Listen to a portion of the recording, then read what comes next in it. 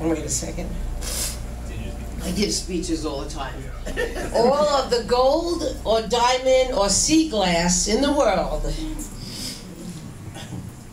cannot match the shine of love and care that you have given me, both you and Aunt Fran. Even though I don't see Aunt Fran a lot, she has been there through the darkest times of my life. I remember going instead of an ambulance when I thought I was going to die, and Aunt Fran was driving.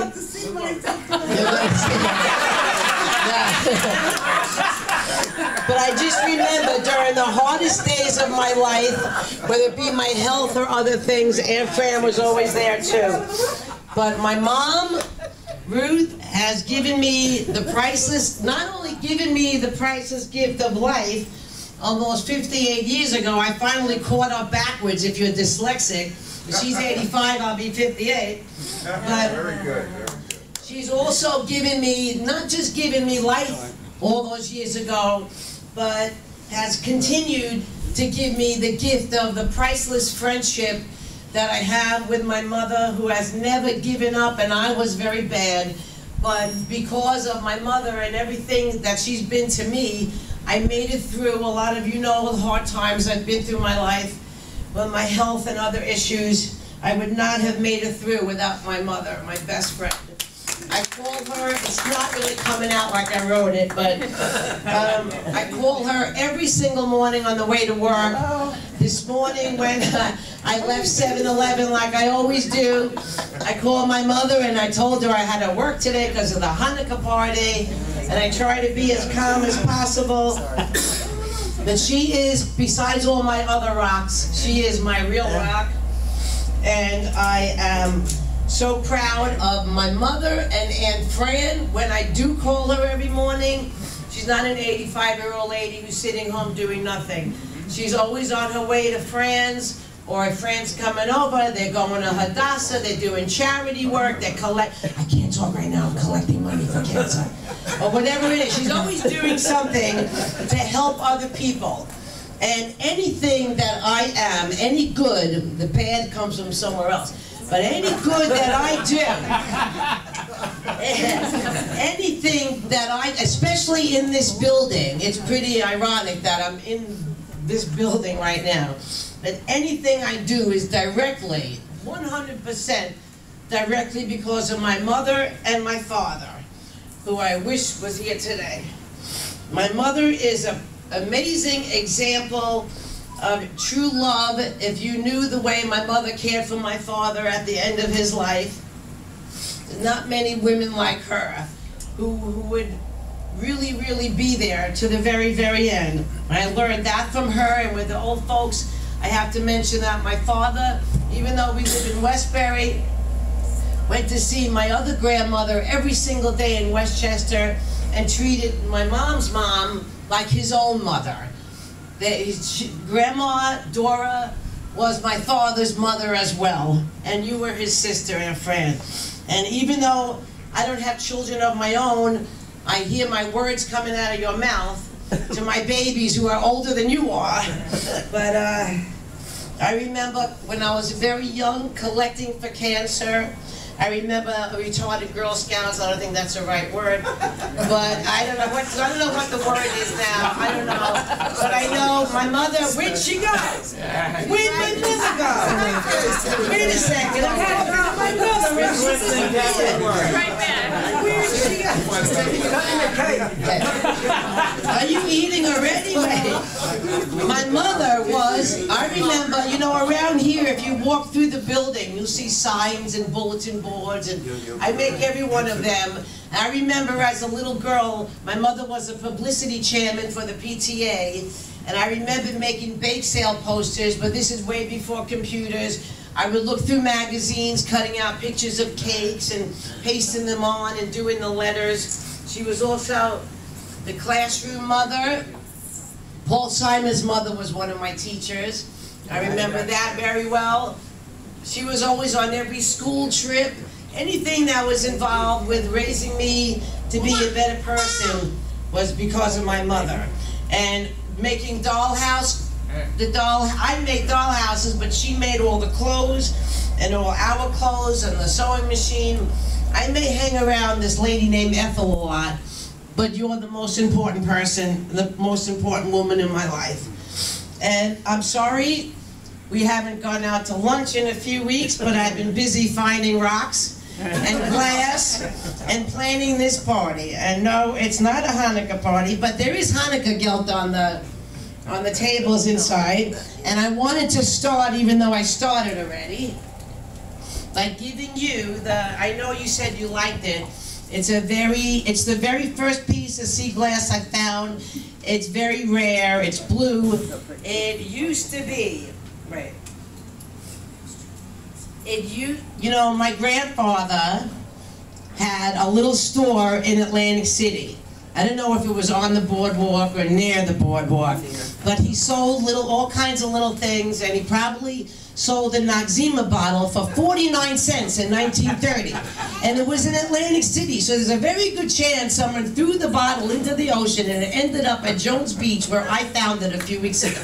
So this is from a Noxzema. I don't know what it is, but that's a blue piece. I'm not done yet. I love you. Wait.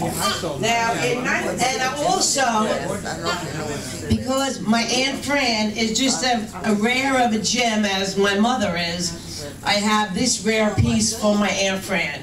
Because I know you like big jewelry, so I made that for you. Anyway, a lot of famous people were born in 1930. Check this out.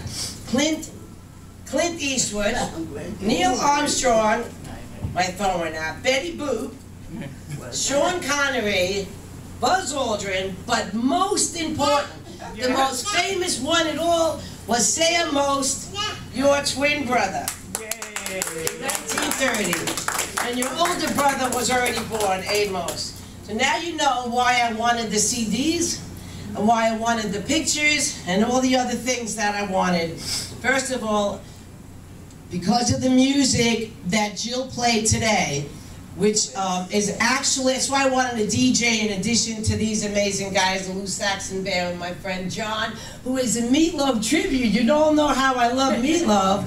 He's a Meatloaf tribute player, but with Sam and Abe playing their music here, and Uncle Bernie, your little brother, on Skype right now, and Fran and my mom, hey, Uncle Bernie. Our family is together right now. I did my best to get in my uncle's obituary, it said we come from a Lithuanian music-loving family. And today, I want to fill this room with music for the next few hours, and I know that if you had a wish, my mother, if you ever ask her what she wants for Hanukkah or her birthday, only thing she wants is for her family to be together. And with the two of them on the music and Uncle Bernie there, we are all together. And I did my best to make that happen, and I know that Grandma and Grandpa and Sam and Abe are with us. It all started, I know my speech is a little long, but I got things to say. All right, now let me tell you. Wait, my mother was born in Atlantic City in 1930. She already had an older brother and an older sister.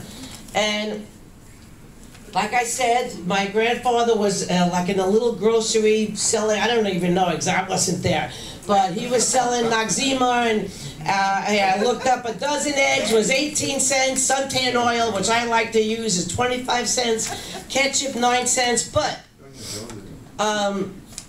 somewhere along the line, my mother was only about 4 or 5 years old, where their lives were uprooted, and my grandpa got this ransom letter, and it said, "Dear sir, I made this demand from the other people, and I made out good. I want 1,500 from you, and quick, or I take the little cripple boy."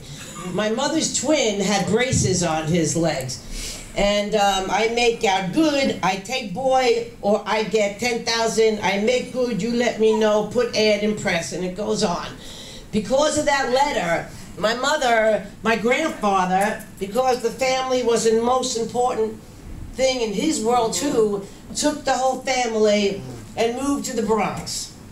And it was in the Bronx that actually, I thought Rini and Lynn wanted to be here. She's not feeling well, and Adele is in Florida. But that's where you made your lifelong friends that she still has for 80 years. She hung out at the Bronx Zoo with her first boyfriend, Moivin Heiskowitz, who became, well, it gets better than that. He was the Brill Cream man, but he ended up completely bald, so don't use Brill Cream. Okay, and he played, she was the shuffleboard champ. She was in the newspaper. I got a schmonter in my hand, everyone taking video. All right, she was a shuffleboard champ. It was in the paper. And of course, Aunt Fran, the great one we call her, has been a genuine best friend to my mother, and she has been there all through my life.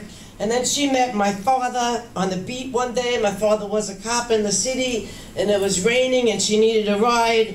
And oh wait, when they moved to the Bronx from Atlantic City to Mapes Avenue. Mapes Avenue was like on that family crest in the Bronx. We are very proud of being from the Bronx Zoo and from the Bronx.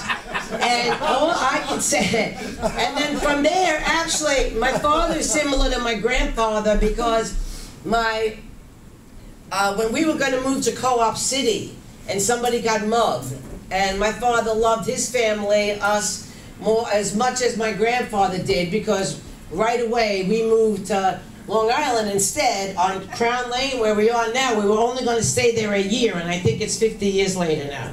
But my childhood, I have to say that I never ever in my life wanted for anything. I was loved and supported.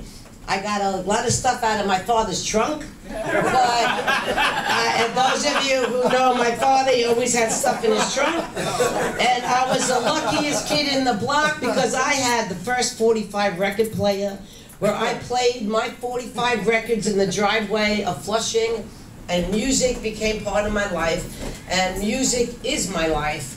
I feel like one of the old ladies says that all the time upstairs. Music is my life. Well, it is. I don't know what I would do without music. I'm so grateful that John Meatloaf, you know how much I love Meatloaf, but he's going to be here, Mom, not playing my music, playing your music. They have a clarinet and a flute. I made sure I searched everywhere, and I have DJ Jill playing actually Sam and Abe. You have been there for me through thick and thin, and I feel very blessed to have my mother. I work with old people. A lot of my friends have lost their parents. I lost my father, and I may not always say it, but I'm very, very blessed to have my mother in my life and all the people here who really mean the most to me. And happy birthday, happy Hanukkah, and Lou, hit it. Happy birthday, all right.